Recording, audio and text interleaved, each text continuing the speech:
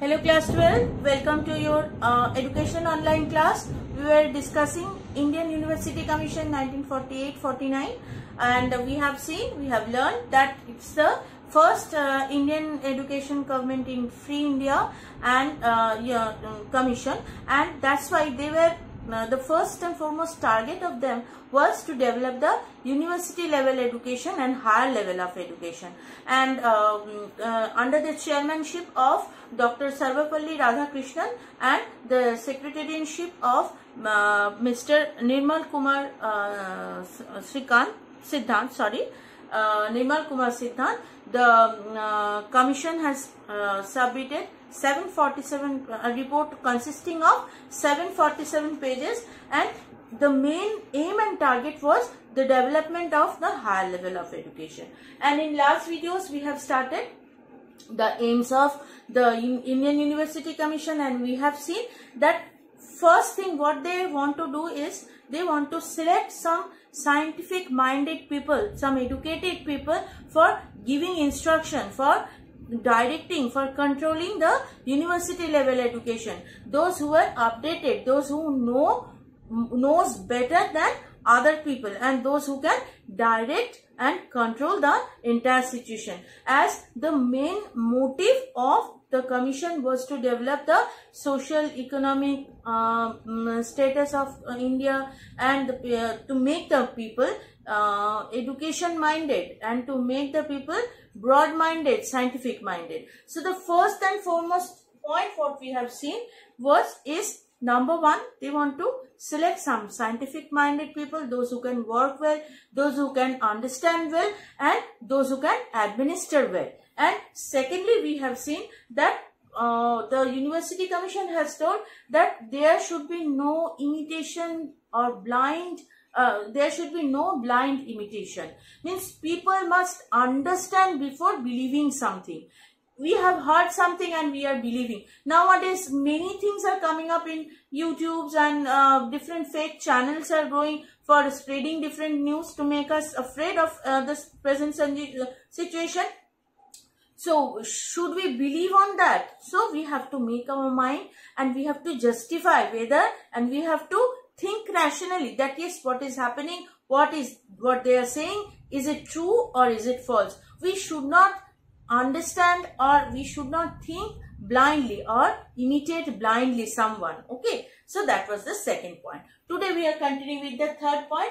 Existing culture and tradition should be analyzed. So what the more or less same point like the second one, the culture, the present culture and traditions, what are being followed by the people, they should be evaluated. That yes, some part of the tradition, we are modernizing ourselves, the days are of modernization, it is okay. That does not mean that all the traditions and all the cultures we will leave behind and we will proceed. We have to select that which tradition and which culture is acceptable, which is good for us and which is healthy for us, and taking them and leaving the other part behind which we really don't need or we don't want. So the existing culture and tradition should be analyzed, and through analyzing we will understand, the people of free India will understand that yes, it was for the benefit of other people, that it is not benefiting us. So we will take this part of our tradition and culture and we will proceed, but leaving behind the unwanted part or not the part which is not desirable. Fourth point, essentials to keep harmony. This is very essential to keep harmony. See, as Indian people are growing, developing slowly, the Western effect and Western world, they have already united themselves and they have developed and they are better than us in some aspects, isn't it? So we have to maintain the harmony between us, so to keep the unity and bond between the Indian people. Next, knowledge will help make wise individual. So University Education Commission and the people administering, they have decided that the knowledge which will be provided by the think tanks, by the scientists, by the educationists must provide the individual some wise information to lead their life smoothly, so that they can lead a life of intelligence, they can lead a life of prosperity. Now, as they have taken, the young students, the young learners, those who are learning, they are the upcoming generation of our country. So the education what they are going to get should help them develop, should help indirectly the country to develop more, isn't it? So the knowledge which will be provided by the teachers, by the educated person, will help them to make wise individual, so that they can work tactfully, they can handle tactfully, they can work efficiently for the betterment of the country.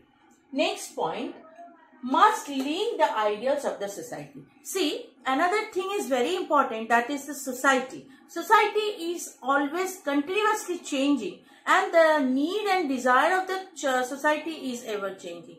So whatever the society need, according to the need of the society, the ideals, the thoughts, the thinking, everything should be changed. So the education, the knowledge which will be provided by the guide, that will help them to make individual, those who are very much fitted for the society, those who can develop the society. And society is indirectly dependent on individual, and individual, they work for the society. So there's a relation between that. We know that in nowadays also we agree that society and individual are interdependent. They have a correlation in between them. So this is the next point, which is telling that whatever the teachers, whatever the think tanks, whatever the guide, they will provide the individual, they make them wise individual, as well as the person who can devote something,